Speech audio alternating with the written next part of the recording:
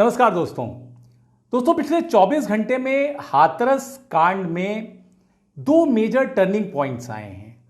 पहला turning point आया जब एक कॉल डिटेल सामने आई मृतका के भाई की, और जिसमें कि ये साबित हुआ कि जो पीड़ित लड़की थी उसके भाई के फोन से जो मुख्य आरोपी है संदीप, उसके बीच में पिछले 5 महीनों के दौरान माने अक्टूबर 2019 से लेके मार्च 2020 तक 104 दफा बात हुई है।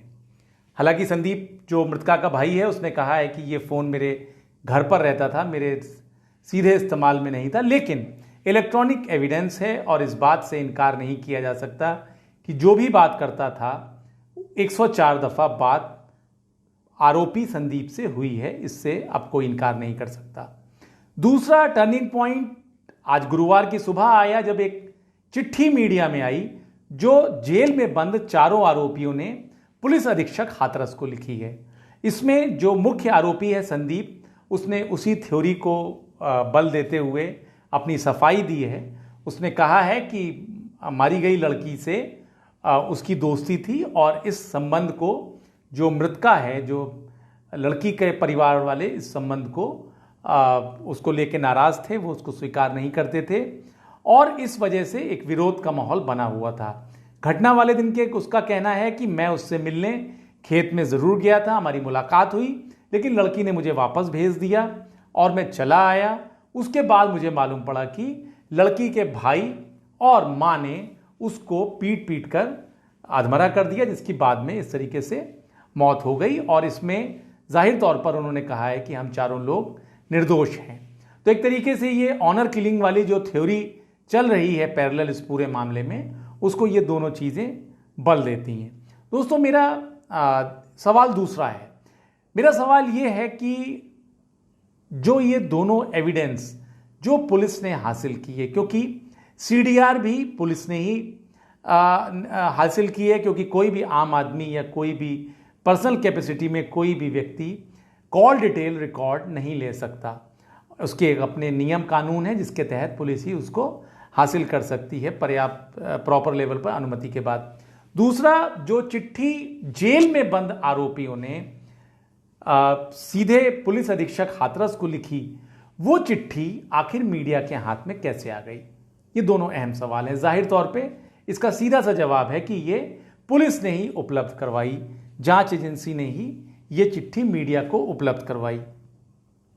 दोस्तों प्रश्न यहां पर बड़ा इसलिए हो जाता है कि पिछले दिनों करीब 2-3 महीने में हमने सुशांत सिंह राजपूत वाले मामले में भी देखा कि जिसमें तमाम ऐसे व्हाट्सएप चैट्स, व्हाट्सएप कॉल्स का डिटेल जो कि नारकोटिक्स कंट्रोल ब्यूरो के, ईडी के, सीबीआई के जो साक्ष्य थे, जो उन हायर एजेंसीज ने जुटाए थे, वो हर मीडिया चैनल के पास आसानी से उपलब्ध थे और मीडिया उसका अपने अपने हिसाब से सबने व्याख्या करी।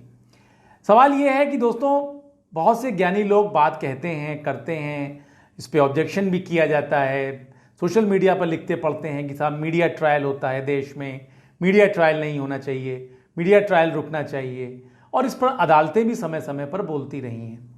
लेकिन अब फर्ज करिए जैसे हाथरस का ही मामला है, हाथरस वाले मामले में ये दोनों चीज़ें आखिर किसने उपलब्ध करवाई हैं?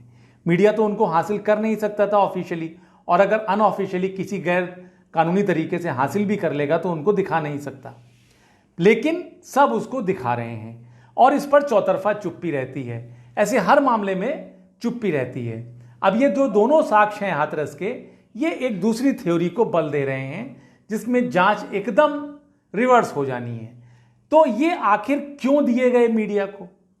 और सवाल ये है कि जब इसमें अदालतें हर चीज़ का संज्ञान लेती हैं तो इस तरीके से जो लीकेज होती है ऐसे सेंसिटिव मामलों में, उस पर क्या अदालत का रुख रहता है?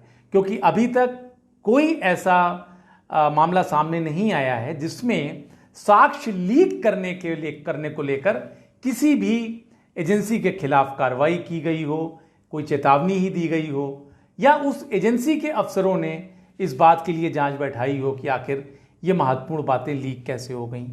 तो दोस्तों जब आप मीडिया को इतने इंपॉर्टेंट साक्ष्य ऐसे हाई प्रोफाइल मामलों में इतने चर्चित मामलों में उपलब्ध करवाएंगे, तो मीडिया अगर पैरेलल अपने स्तर पर जांच करेगा या कथित तौर पर मीडिया ट्रायल करेगा, मीडिया उसमें ज़्यादा एक्टिव होगा, तो भला क्यों नहीं होगा।